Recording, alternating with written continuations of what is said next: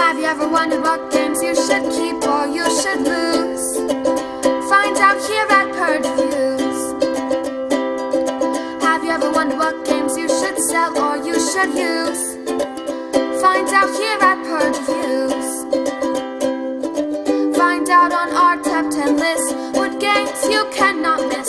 Don't forget to subscribe to Purge Reviews. The heroes of the Trojan War. And what you're going to get here is 5 good guy heroes, if you will. I guess good guys are always depending on what side that you're on. And this is who you will get on the back. Agamemnon, Diomedes, Penthesilea, Ajax, and Paris. These 5 are very famous, even though I cannot pronounce all of them.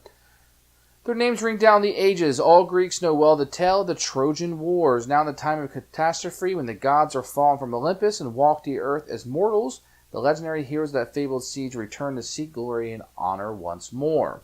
So the card you get with this is Agamemnon. You're going to get 3 of these, and that artwork is just fantastic. Ajax, the great warrior who followed Achilles. You're going to get 4 of those. And then Penthesilea, I guess. You're going to get 4 of those. Hardly clothed, that will bother some.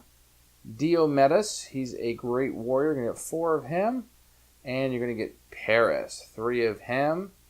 And these cards will match the backs of the rest of the cards you'll be shuffling in.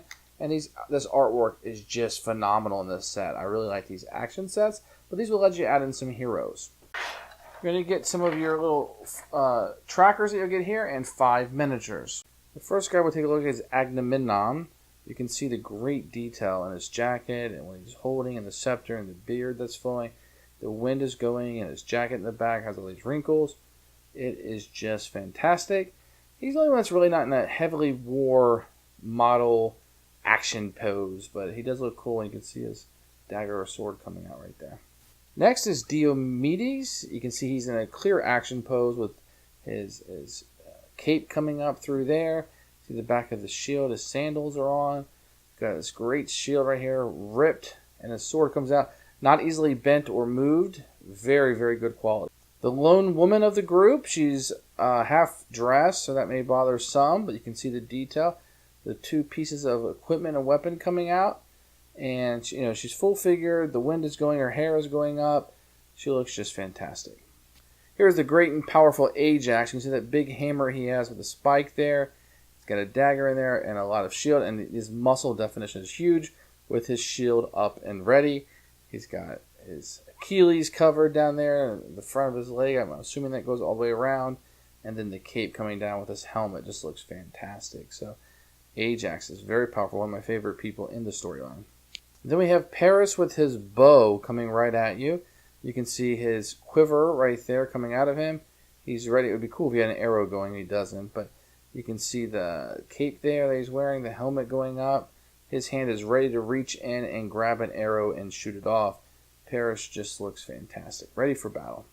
So for the heroes of the Trojan War, you're going to get a 2-player. You'll see the Greek army and the Trojan army will go to battle. You can also use these in other ones, but this is a little bit of a little scenario that you can do here on the board. The Greek and the Trojan army will battle it off. There are some special rules about golden apples and obtaining the favors of a god. But this is a really fun scenario. I played this one through. The Trojan player wins by obtaining all 4 favors of the god. The Greek wins by destroying 3 of the 4 Trojan heroes. So they have it up against them, but it's super, super fun little scenario right here. And it plays more like a skirmish, but the one side is trying to get the favors of the god if they can. Here are the 5-player boards you're going to get. Paris, giving Art of War, has 3 cards, Initiative, Archer, and Climber. Doesn't soak up all that much damage. He does have the Judgment of Paris. He must replace each card in his own deck, but can choose where to replace at the top if he looks at more than 1 card. So he may look at a total up to 3 cards from the top of one of his players' decks. Apollo's Arrow. Paris targets a hero with a range of +1 attack, and he suffers -2 defense. So he can be really good from a distance. Diomedes has Phalanx, Bolster, and Leader, so he's going to soak things up and try to take some damage. He is a God Killer, gets +3 offense when the target of his attack is a god. It does require an Art of War.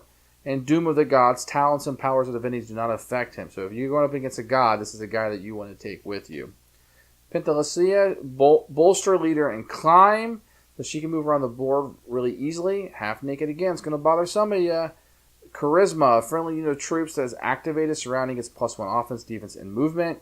Mourning her when she is killed, you place a mourn token on the unit that killed her.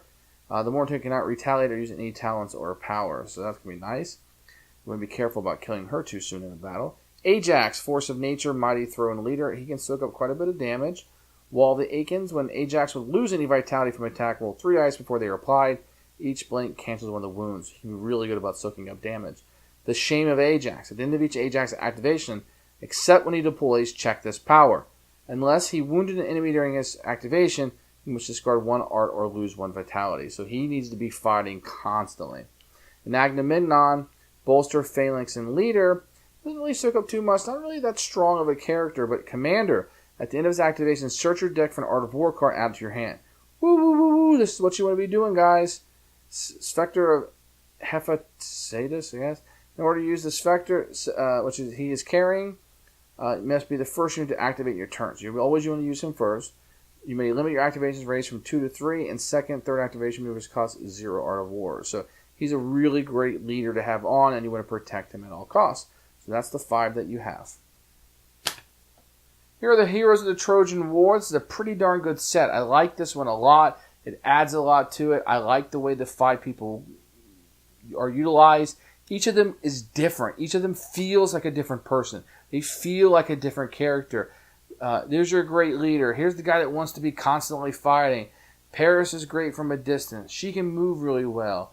And they each do something different, and it adds a lot to the game. So I really like this one. The name recognition of these characters, if you know anything about the world this is built off, these are 5 very well-known characters that you should enjoy having. This is a very strong expansion that I highly recommend. Appreciate you tuning in. If you liked it, please like it and hit that little subscribe button. That really helps out the channel, lets us know that you're getting the videos that you want. If you agreed or disagree with what I said, feel free to comment below. I'd love to hear what you have to say, and I promise that I will comment back. Thanks for watching, and everybody else, keep playing games.